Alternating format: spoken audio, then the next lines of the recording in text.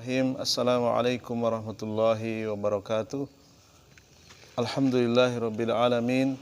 Wassalatu wassalamu ala Rasulillah wa ala alihi wa ashabihi ajmain. Amma ba'd. Saudara-saudariku seiman dan seakidah, insyaallah taala kita akan melanjutkan kembali pembacaan kitab Syarhu Salasatil Usul yang ditulis oleh Al-Alamah Al-Imam Asy-Syaikh bin Baz rahimahullahu ta'ala. Di halaman yang kelima, qala al-mu'allifu rahimahullahu ta'ala, fi ayatin kasiratin amarahum fiha bil ibadah. Banyak ayat-ayat yang menyuruh manusia untuk beribadah. Ayat-ayat tersebut bertebaran di dalam Al-Quran. Wahia tauhiduhu jalla wa ala. Ayat-ayat yang menyuruh manusia untuk mentauhidkan Allah, untuk mengesahkan Allah. Wa takhsyisuhu bil ibadati. Untuk menyerahkan ibadah khusus hanya untuk Allah saja. Tidak boleh ibadah itu diberikan kepada yang lainnya, dipersembahkan kepada yang lainnya. Baik itu ibadah yang berupa doa, kemudian khauf, takut, takut akan siksaan Allah Subhanahu wa taala, warajain, berharap kepada kasih sayang Allah, wa tawakkulin, menyerahkan urusan hanya kepada Allah, wa ragbatin, mengharapkan pertolongan Allah, wa rahbatin, takut ditinggalkan oleh Allah Subhanahu wa taala, wa salatin, wa saumin, wa ghairi dzalika, termasuk ibadah salat, puasa. Tidak boleh kita salat untuk selain Allah. Demikian juga tidak boleh kita berpuasa, umpamanya puasa 1 hari 1 malam, 3 hari 3 malam, demi mendapatkan ilmu-ilmu kanuragan, ilmu-ilmu kesaktian, atau ritual-ritual puasa untuk menjadi orang yang ahli, umpamanya ahli silat, ahli pijat. Karena ada, kami pernah bertemu dengan orang yang ahli pijat, namun ia tidak bisa lepas dari yang namanya syirik, yaitu berpuasa untuk selain Allah, berpuasa demi ilmu-ilmu tertentu, sehingga ia akan menjadi ahli di bidangnya, ahli pijat, ahli silat. Untuk mendapatkan tenaga dalam, ia harus berpuasa, sehingga mantra yang dibacakannya itu memiliki kekuatan majis dan seterusnya. Maka ini tidak diperbolehkan, haram hukumnya. Berpuasa itu hanya untuk Allah saja. Ada orang yang berpuasa agar disembuhkan penyakitnya. Tidak boleh. Puasa itu diniatkan untuk mencari pahala, untuk mencari keridhaan dari Allah Subhanahu wa taala. Sehingga harus mengikuti contoh-contoh puasa yang dipraktekkan oleh Rasulullah sallallahu alaihi wasallam. Fa huwa al-mustahiqu lil ibadah, dialah Allah yang paling layak, yang paling berhak untuk diibadahi, untuk disembah. Jalla wa ala, yang maha mulia dan maha tinggi. Duna kulli ma siwa, yang lainnya tidak boleh, tidak memiliki hak sama sekali.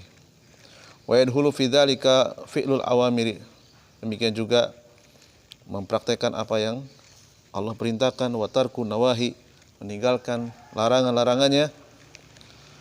Fa'adaul awamiri allati amarakallahu biha wa rasuluhu, mempraktekkan perintah-perintah yang Allah dan Rasulnya perintahkan, mengamalkan perintah yang Allah dan Rasulnya perintahkan.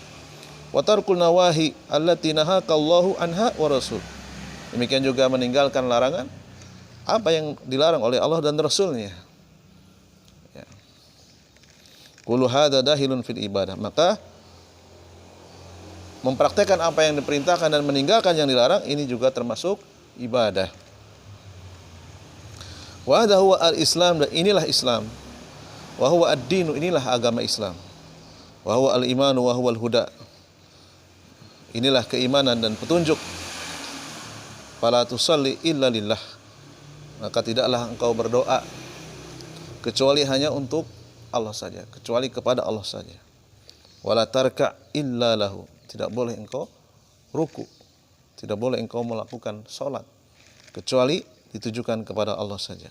Wala tadbah illa lahu. Dan juga tidak boleh menyembelih binatang kecuali diniatkan karena Allah. Tidak boleh kepada yang lainnya. Tidak boleh menyembelih untuk mencari keamanan dari para jin. Tidak boleh kita menyembelih agar terhindar dari bahaya gangguan setan, bahaya gangguan jin. Ya. Menyembelih diniatkan ya, hanya karena Allah, bukan karena yang lainnya. Wala tad'u illa iyyah. Dan janganlah engkau berdoa meminta kecuali hanya kepada Allah saja. Wala tatawakkal illa alaihi. Dan janganlah engkau bertawakal kecuali kepada Allah saja. Dan ibadah-ibadah yang lainnya tidak boleh ditujukan kecuali hanya kepada Allah saja. Amal isti'anatu bihadirin qadirin. Adapun meminta tolong, beristi'anah kepada manusia yang hadir di tempat, yang terdengar suaranya, kelihatan wujudnya, qadirin, dan ia juga mampu, bima yaqduru alaihi fahada laisa bi ibadatin. Maka yang seperti ini hukumnya bukan ibadah. Ya. Kita meminta tolong kepada seseorang untuk mengangkat barang yang kita bawa karena kita berat, ya, atau mendorong kendaraan kita macet dan orang itu mampu, maka ini tidak termasuk ibadah. Ya. Sebagaimana Allah SWT menceritakan kisah Nabi Musa, fastaghathahu alladhi min syi'atihi 'alal ladzi min aduwi. Maka orang tersebut, yaitu orang dari kelompok Nabi Musa, meminta tolong kepada Musa untuk mengalahkan musuhnya. Nabi Musa memiliki kemampuan, yaitu dengan pukulan yang sangat berbahaya. Ya, sekali dipukul, orang itu bisa mati. Beliau memiliki tenaga yang luar biasa. Meminta tolong kepada Nabi Musa, ini tidak termasuk ibadah dan diperbolehkan. Fa inna Musa qadirun ala an yaghithahu. Karena Musa mampu menolongnya. Amma du'aul mayyiti, adapun berdoa kepada orang yang telah mati, wa du'aul ghaibi, atau meminta kepada orang yang tidak ada di tempat, yang tidak bisa dipanggil, yang tidak bisa mendengar, ya, alladzi la yasma'u kalam, maka yang tidak bisa mendengar ucapanmu, au du'aul sonam, atau berdoa kepada patung, awil jinni awil asjar, meminta kepada jin, kepada pepohonan, wanawiha, dan lain sebagainya, fahada syirkul musyrikin, maka ini adalah kesyirikan sebagaimana yang dikerjakan oleh orang-orang musyrik. Wa huwa syirkul akbaru alladzi qala Allahu fihi, dan ini juga termasuk syirik akbar. Sebagaimana Allah SWT peringatkan, inna syirka la dzulmun azim, sesungguhnya kesyirikan itu adalah dosa yang sangat besar. Wa qala ta'ala, dan juga Allah Ta'ala peringatkan, walau asyraku, seandainya kalian berbuat syirik, ya, seandainya mereka berbuat syirik, menyekutukan Allah di dalam ibadah, la habitu anhum maka nu ya'malun, niscaya amalan-amalan yang sudah mereka kerjakan akan hapus, akan tidak diterima amalannya, tidak akan diberikan pahala, justru sebaliknya akan diberikan siksa. Dengan sebab apa? Dengan sebab mempersekutukan Allah di dalam ibadah. Hancur seluruh ibadah-ibadah yang telah dilakukannya, kecuali ia bertobat. Walaqad, demikian juga Allah SWT peringatkan dalam ayat yang lainnya, innallaha la yaghfiru an yushraka bih, sesungguhnya Allah tidak akan memaafkan dosa syirik, dosa menyekutukan Allah di dalam ibadah. Wa yaghfiru ma duna dzalika liman yasha, dan Allah sanggup memaafkan dosa selain syirik bagi orang yang Allah kehendaki. Ya, artinya orang yang mati dalam keadaan belum bertobat dari kesyirikan tidak akan dimaafkan oleh Allah Subhanahu wa taala. Berbeda dengan dosa selain syirik, Allah mampu memaafkan sehingga ia tidak disiksa, atau Allah menyiksanya lalu kemudian Allah memaafkannya. Ya, sampai dosanya terhapus dengan siksaan tersebut. Adapun dosa syirik, kalau orang tersebut tidak sempat bertobat sampai ia berpisah dengan ruhnya, maka Allah tidak akan memaafkan selama-lamanya. Allah SWT memperingatkan, wa laqad uhiya ilaika wa ilal ladzina min qablika la in asyrakta la yahbatanna amaluka. Bahkan Allah SWT memperingatkan Nabi kita yang mulia Muhammad SAW, sungguh telah diberikan wahyu kepada engkau Muhammad, dan juga telah diberikan wahyu kepada para nabi dan para rasul sebelum engkau Muhammad. Apabila engkau mempersekutukan, apabila engkau berbuat syirik, la yahbatanna amaluka, pasti dan pasti amalanmu akan hapus. Ya. Nabi saja yang mulia, Nabi saja yang jauh dari kesyirikan, Nabi saja yang ibadahnya paling baik, itu diancam oleh Allah Subhanahu wa ta'ala. Terlebih-lebih lagi kita, mestinya kita lebih takut akan ancaman Allah Subhanahu wa ta'ala. Seluruh amal ibadah kita akan dihapus dengan sebab perbuatan syirik. Wa qala subhanahu wa ta'ala, fallahu khalaqana wa razaqana wa lam yatrukna hamalan bal amarna bitauhidihi wa ta'atihi wa tarki maksiatihi. Maka Allah zat satu-satunya yang menciptakan kita, yang menciptakan manusia, memberikan rezeki kepada manusia, memberikan makan dan minum setiap hari, memberikan oksigen gratis, memberikan tempat tinggal di planet bumi, menaungi dengan rumah-rumah yang Allah berikan kepada kita, menutupi aurat kita dengan pakaian, memudahkan kita dengan mengendarai kendaraan, dan seterusnya. Allah tidak meninggalkan kita dalam keadaan terlantar, dalam keadaan tidak terurus. Bahkan Allah SWT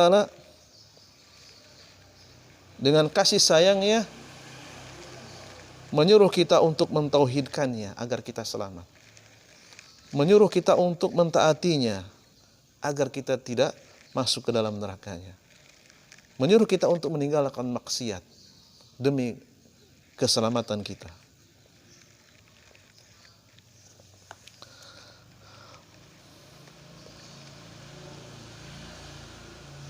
Al-ula anna Allah khalaqana wa razaqana wa lam yatrukna hamalan bal arsala ilaina rasulan. Dan kasih sayang Allah yang terbesar, selain Allah menciptakan kita dari sebelumnya tidak ada menjadi ada, kemudian memberikan fasilitas hidup di dunia ini, memberikan jatah makan, jatah minum sampai ajal. Allah tidak membiarkan kita terlunta-lunta. Allah tidak membiarkan kita terlantar. Bal arsala ilaina rasulan. Bahkan Allah dengan kasih sayangnya, Allah SWT memperkenalkan dirinya di dalam ayat yang pertama di dalam Al-Quran, Bismillahirrahmanirrahim, dengan nama Allah yang maha pengasih, dengan nama Allah yang maha penyayang. Dengan kasih sayang Allah SWT, Allah mengutus kepada umat manusia, mengutus kepada kita seorang Rasul, huwa Muhammad alaihi salatu wassalam, bikulli ma taqaddama wa anzal ahlil Quran. Kemudian Allah turunkan Al-Quran kepadanya, linastaqima ala ma fihi minal huda. Untuk apa? Agar kita senantiasa konsisten, istiqomah, tidak mudah berubah dengan petunjuk yang dibawa oleh Rasulullah SAW, untuk mengikuti petunjuk Rasulullah SAW. Wa na'mala bima fihi minal awamiri wa nantahiya amma fihi minan nawahi wa ala yadi Muhammadin Muhammadin Rasulillah sallallahu alaihi wasallam khatamin nabiyyin wal mursalin. Allah mengutus seorang rasul agar kita melaksanakan apa yang beliau perintahkan dan meninggalkan apa yang beliau larang. Beliau adalah penutup para nabi. Ja'a liyu'alliman nasa.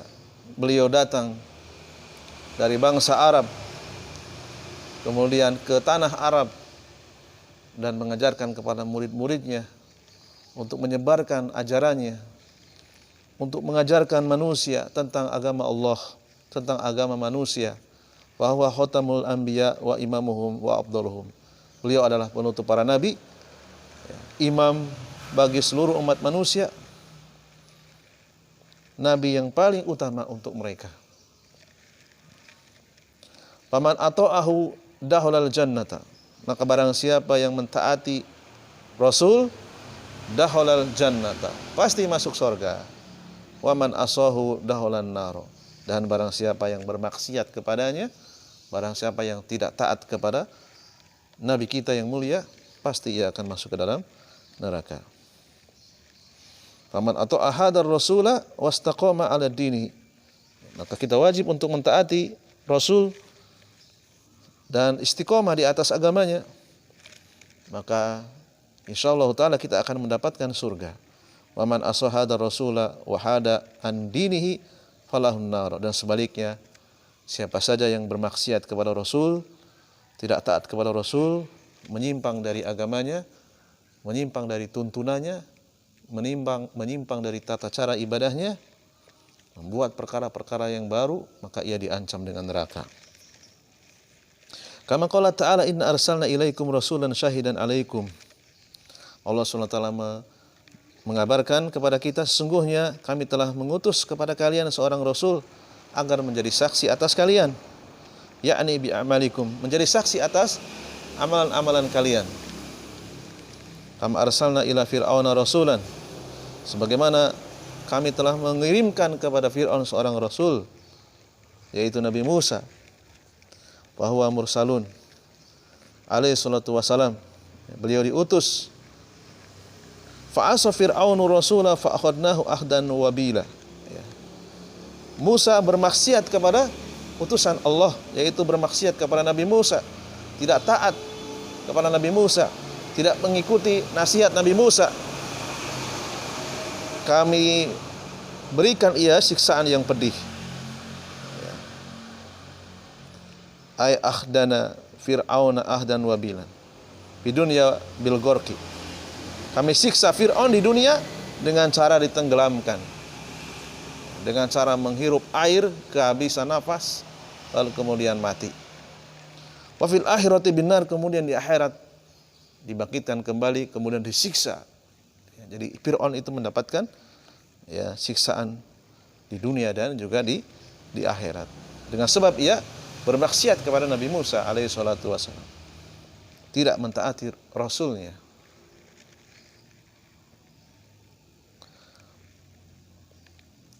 Kemudian berikutnya astaniyatu, masalah yang kedua yang wajib dipelajari oleh setiap muslim dan muslimah, annallaha la yardu an yushraka ma'ahu fi ibadati ahadun. Sesungguhnya Allah itu tidak ridho, Allah itu tidak suka, Allah itu sangat membenci disekutukan di dalam ibadah dengan sesuatu apapun. La malakun muqarrabun, Allah benci disekutukan dengan malaikat. Wala nabiyyun mursalun, Allah tidak ridho disekutukan, disamakan dengan Rasul di dalam ibadah. Hadhihi al-mas'alatu saniyatu innama hiya tahqiqu lil mas'alatil ula. Masalah yang kedua ini adalah untuk merealisasikan, untuk mewujudkan masalah yang pertama. Anta lama anna Allah la yarda an yushraka ma'ahu ahadun fi ibadatihi kama annahu al-khaliqul ar-raziqu al-muhyi al-mumit. Agar engkau mempelajari bahwa Allah SWT itu tidak ridho disekutukan di dalam ibadah dengan suatu apapun,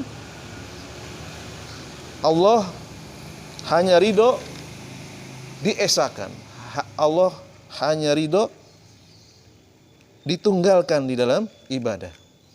Sebagaimana Allah satu-satunya yang tunggal, yang menciptakan, yang memberi rizki, yang menghidupkan dan mematikan. Ya. Karena Allah satu-satunya yang mampu menciptakan, memberi rizki, menghidupkan dan mematikan, maka Allah juga satu-satunya yang berhak untuk diibadahi. Alladzi khalaqaka wa a'taka nu'ma. Allah yang menciptakanmu, yang memberikan segala kenikmatan kepadamu. Bahwa subhanahu la yardu an yushraka ma'ahu ahadun minal khalqi. Karena Allah satu-satunya yang mampu memberikan segala kenikmatan, maka tidak layak untuk disekutukan dengan suatu apapun dari makhluknya. La nabiyyun mursalun wala malakun muqarrabun. Allah tidak ridho disekutukan dengan nabi, tidak ridho disekutukan dengan seorang malaikat, dan juga tidak ridho disekutukan dengan yang lainnya. Li'anna ibadata haqqullahi wahdahu. Karena ibadah itu adalah hak mutlak yang dimiliki oleh Allah Subhanahu wa taala. Kama qala ta'ala wa qad rabbuka alla ta'budu illa iyyah. Ya. Dan Allah tegaskan di dalam kitabnya, Allah telah menetapkan jangan kalian menyembah kecuali hanya kepadanya saja, kecuali hanya kepada Allah saja. Kama qala ta'ala iyyaka na'budu wa iyyaka nasta'in. Demikian juga dalam surat Al-Fatihah, hanya kepada Engkau kami beribadah dan hanya kepada Engkau kami meminta tolong. Di anna syirka bihi huwa a'dhamu dzunub. Karena kesyirikan itu adalah dosa yang paling besar. Tidak ada yang lebih besar dari dosa syirik. Dosa yang syirik adalah dosa yang paling besar. Lebih besar daripada zina, lebih besar dari membunuh, lebih besar dari korupsi. Ya. Wa hadza jaa fil ayatil katsirati al-amru bil ikhlasil ibadati lillahi wahdah. Banyak sekali ayat-ayat yang bertebaran di dalam Al-Qur'an. Kalau kita membaca terjemah dari Kementerian Agama, maka kita akan menemukan banyak ayat-ayat yang memerintahkan kita untuk mengesahkan ibadah hanya kepada Allah saja, memurnikan ibadah hanya untuk Allah saja, bukan untuk yang lainnya. Wa nahyu an ibadati ma siwa fatajma'u baina amrayni. Fatu'minu bi anna Allah huwal khaliqu ar-raziqu al-muhyi al-mumit wa tu'minu bi annahu subhanahu huwal mustahiqu lil ibadati min dahabin wa salatin wa saumin wa ghairi dzalika minal ibadah. Demikian juga ayat-ayat di dalam Al-Quran selain memerintahkan kita untuk memurnikan ibadah kepada Allah, di dalam ayat-ayat tersebut juga terdapat larangan beribadah kepada selain Allah, sehingga terkumpul dua perkara. Ya.